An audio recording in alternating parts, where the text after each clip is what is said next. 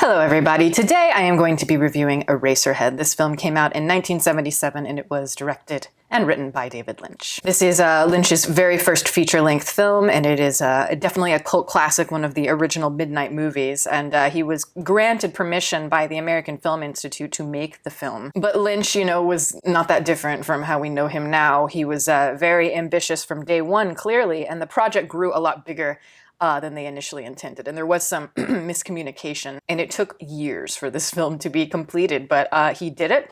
And, Lynch has said in the past that he considers it one of his more spiritual films. And I think that that's quite evident when you look at this film and see just kind of how it developed over time, his career. Just the mood, the very Lynchian world that he has created that, his characters are going to inhabit throughout his career. Like his whole canon is going to be very consistent in this world. And this world is not thinly sketched at all. I mean, I think it is very well established, especially for his first film. But that being said, it's not as rich as it would later become. It's not as ambitious. But I just think that this world was set in motion, I think, long before he ever became a filmmaker. I think he's just an artist, first and foremost, and being a director is just one of his mediums. But just the confidence and the vision, it's all there. And I think he just needed time to really explore it in all kinds of different ways. But this film, I think, led to one of the most unique careers in all of Hollywood. And there are a few of those, and this is definitely one of them. You have a very wacky kind of artist, a midnight filmmaker who became an auteur sensation. And not only that, a legend in pop culture. I think, most people know who he is by name. And I think that this film is kind of the perfect way to begin all of that. As he said, it's very spiritual. I think that this is a very personal film. I think it reflects a certain mindset that David Lynch might have been in at this time in his life. And it reflects more his own mind in a personal sense compared to maybe some of the films he did later on, which are more kind of conceptually breaking down the illusion in a more grandiose way, a more ambitious way. But here it seems kind of semi-autobiographical in that, a lot of what's happening here seem to reflect his own experiences at the time. He grew up as a kid, in the 1950s, and he was quite acquainted, I'm sure, with that Pleasantville-esque aspect of popular culture. A place so quaint and artificial that, to people that are maybe misfits, that converge on very disturbing and strange. Because he was a young man making this film, a young father, and I think for all people who become new parents, there's going to be an aspect of them that feels, I'm not ready for this. Growing up is hard, and having to deal with those kinds of responsibilities that you maybe don't feel that you're ready for, or maybe it doesn't fit what you want at that period of your life. And, I think it's projected into this particular story. Because what is this film about? I think that's always a very important thing to ask yourself when you watch a David Lynch film. What is this film really saying? And to me, it's very much a coming-of-age story, but it's also about the loss of one's identity to this existential dread. And this existential dread is, I think, personified through the birth of the child. And through that birth of the child, it is his way of facing himself, or his character's way of facing himself in the film, facing your own ego, your own mortality. And in some ways, I think you could look at the film not as very literal, like there was never really a literal birth. There's not a real child there. The child could be more a metaphor for personal identity and just the birth of the creative process. The forging of an idea and how that relates to one's identity, I think, is a very interesting idea to explore as well. Because Lynch at this time, I think, really started to change some of his personal habits. He started getting into transcendental meditation, I believe, around this time, and he also became a vegetarian. He was making some life changes here. Maybe he was also in a lost place, trying to regroup and try to find his place in the world as he is evolving. And again, it's all coming through this film. It is pure David Lynch. There's nothing really to not like here, I think. It is a midnight movie in the most classic sense, I think. It's a film that is kind of like this dissolving, floating abstraction. Yet, the story itself is very clear and very straightforward. At least I saw it that way. I think it's clear enough so that you can free the mind in a way and allow it to kind of drift into space, into the frame. To me, I could see this being the perfect movie, on a rainy night, you just drift into a kind of dirty, gross theater, at midnight or whatever, and you've done a lot of drugs and partying, and you come in and you witness this film and you're delirious, you're out of it. I think that would be such an amazing way to experience it. A dreamy sort of fatigued state of being, perhaps even a destructive one, who knows?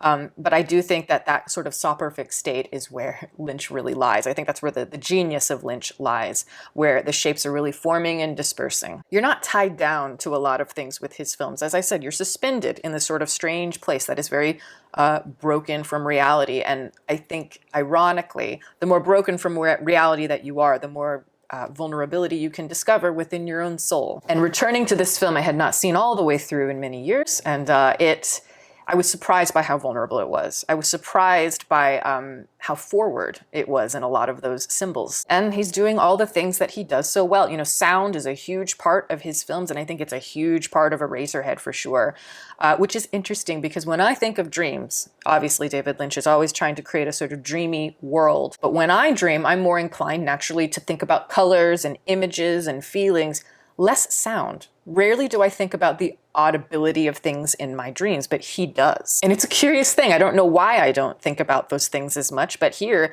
I think he's using sound to great effect in that way. You have like this heavy sort of industrial metal heft that you can feel just from the environment that the film takes place in, but there's always as well, like even just, you know, shutting a door and being in a confined space, there's always just like these subtle hums of like machines or electronics. A lot of the sounds are so specific and so tangible in a way. It's like an itch you can't scratch a lot of the times.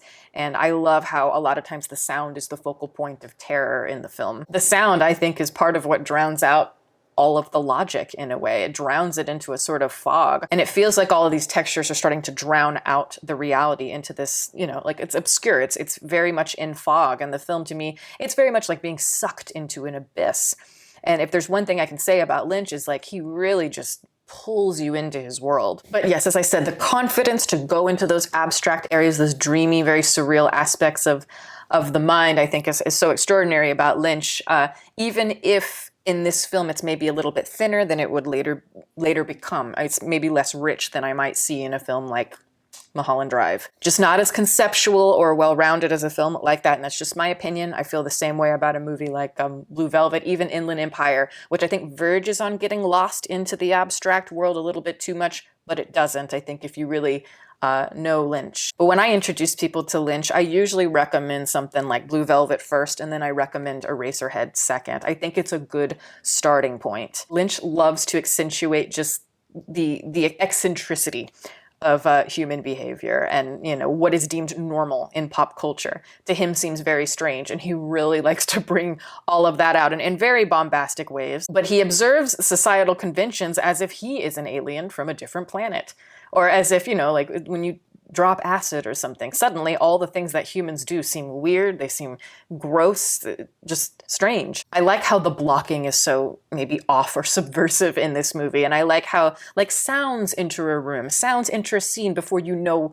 what causes the sound. Like as an example, the sucking sound that you hear in that living room, you're like, what is that? And suddenly you realize it's the dogs in the center of the room. But yeah, it's like a freezing of time. It's almost as if this house that they're in this scene, it's like I don't know, it just got dropped into another dimension suddenly.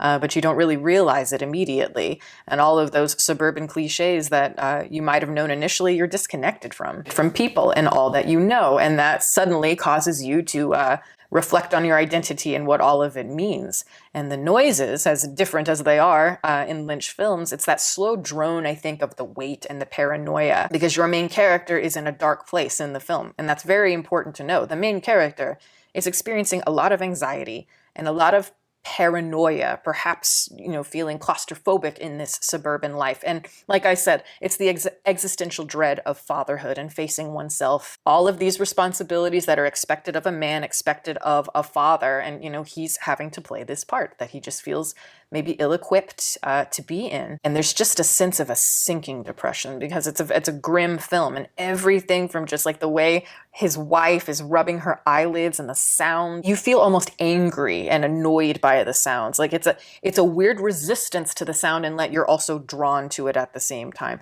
Always laced with that twinge of paranoia though. But for me, I sense a lot of shame and insecurity in this character, and I don't think that's a stretch. At least it didn't seem that way to me. Just, again, trying to fill a certain role, trying to fill the responsibilities of the man. Yet there is this weakness that is pulling him in another direction, other desires and subconscious whatever. All the things that are counterintuitive to our expectation is typically what we want to go for because they're easier. So yeah, throughout, I'm always getting a feeling of shame in this dreamlike experience. And even just like the sperm that are everywhere, that feeling or the images of the sperm is very unsettling. And there's that paranoia. It's like in dreams when it's like something very shameful happens and you can't get rid of it. I instantly think of like Francis Ford Coppola's The Conversation and that very dreamy sequence where like the blood is bubbling up from the toilet, and it's terrifying. Like a kid who tried to stash away his porn magazines and suddenly they're all out and embarrassing you in front of like your whole family or something. That's the feeling I get from this film at times. And like I said, I think this is a story more about creative identity and personal identity. And, the idea of being a father can really bring all of that into major focus, especially when it's like you want to be a good father. But also having a child just means that your life is no longer yours. And as beautiful of a gift as it is, when you look into your child's eyes for the first time, it's a way of facing your own mortality. You've given life and now they have their chance, to strive, and you're just going to kind of descent into decay. And that's just unfortunately the way of the world. And even me, I can't relate to these particular circumstances, but I feel this heavy weight and pain throughout the movie. And I feel that sensitivity of wanting to fill a role. In this instance, it is a sense of manhood and the protective nature of that manhood, a desire to feel the control that he craves. And naturally, as a man, there is a feeling naturally to be dominant in some way. And you see this in that very Club Silencio-esque scene. And it's the woman in the radiator, where she's on the stage in that very dreamy sort of sequence. The woman is the illusion that is representing, again, escapism, power, lust, all of those things that one craves. And yet there's the sperm that are dropping in the scene and she's stepping on them. And I think you can read that in a couple of ways. I think you can see that as a way of again, escapism, casting off one's responsibilities by not worrying about having to procreate here in this dream world. But there's also this weird power dynamic too, where she's stepping and giggling in a very uneasy sort of way. It's like a sense of squashing your manhood, I think, or in the process of castrating yourself metaphorically. And this sequence is one of my favorites in the whole movie, and it kind of pops up a couple times, and I like them both.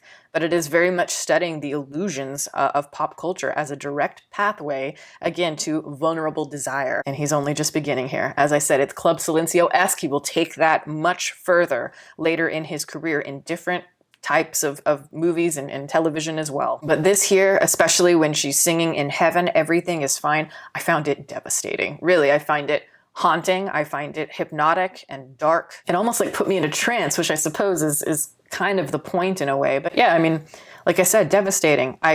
I watched the movie and it feels like watching a brain just flickering into nothing. It's on its last leg, recalling all of these different events of their life mixed in with the illusions of the art that they consume. Again, it's all bubbling to the surface through this gateway that is the dream world. But the illusions, the distortions, the feelings that exist in this vulnerable place, they've grown so cumbersome. They've grown cumbersome for this main character, and they continue to grow cumbersome for other characters, whether it is, Naomi Watts in Mulholland Drive or Laura Dern in Inland Empire. But the dream can't really be distinguished from reality, and again, we're learning more within the dream than we ever do in reality about the pain of these people. The way this film looks, it's very similar to silent era German expressionism, absolutely, but it also echoes 1950s McCarthy era sci-fi horror, but it's also very modern. It feels very much like it belongs in the late 70s, early 80s. It has that body horror sci-fi thing going on there. But it all perfectly suits the illusion. I think there are some people who could see this movie as a bit skeletal or there's not much really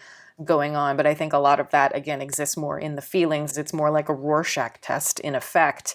When I watch the film, I'm thinking a lot about textures throughout. I'm thinking of membranes. I'm thinking about just skin. I'm thinking about blood. I'm thinking about human organs and tissues and the things that bind us together and how delicate it is and how sensitive that is and how easily it can be trumped by the weight of eternity, of space. Very Kafkaesque, like a baby being born covered in placenta into this metal city. It's a painful yet deeply intriguing image, and I think that Lynch does both. He can explore the pain as well as the compulsion of the imagination. The idea of you finding a sort of identity while the world is dissolving around you is also a very painful one. But what I love about David Lynch is that even if his films are very dark, I sense a childlike positivity from him always, and I think that's really beautiful. I think he recognizes pain for what it is, and he recognizes how pain can inform art to a degree.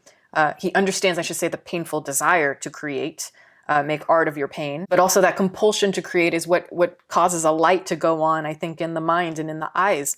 And this is part of why Lynch inspires me, because he can capture it in such a way that is very interesting. And knowing where he's going to go in his career, I think, is pretty insane. I think if you asked him at the time, where do you see yourself in 10 years?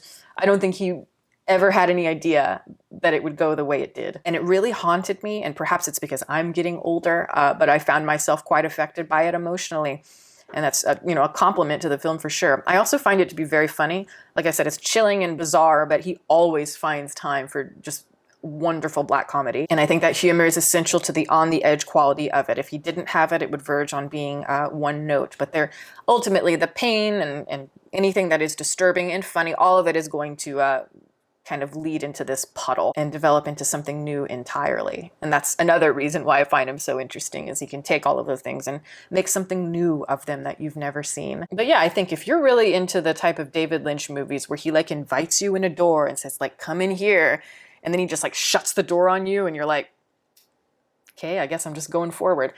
That's really what this film is like. That's the kind of stuff that I live for. So yeah, like if you haven't seen this, oh my goodness, watch it. I think you will really, really like it. It's very well balanced, I think, as an experience. And I think it really does, give you the full breadth of emotions as well. So that is the video. Thank you guys so much for watching. I'm going to plug my website as always. It is deepfocuslens.com. I am an artist. I do commission portraits and I sell prints of my work. If that is something that you're interested in, you can always go to the website below. And if you have any questions about a commission or a print, you can always email me. My email is in the description box below. Also, I want to give a shout out to my patrons who are wonderful. Thank you guys so much for your support. And if you are interested in supporting, the link for that is below, as well as the rest of my social media information. You can watch more videos here and you can subscribe if you'd like. Catch you next time.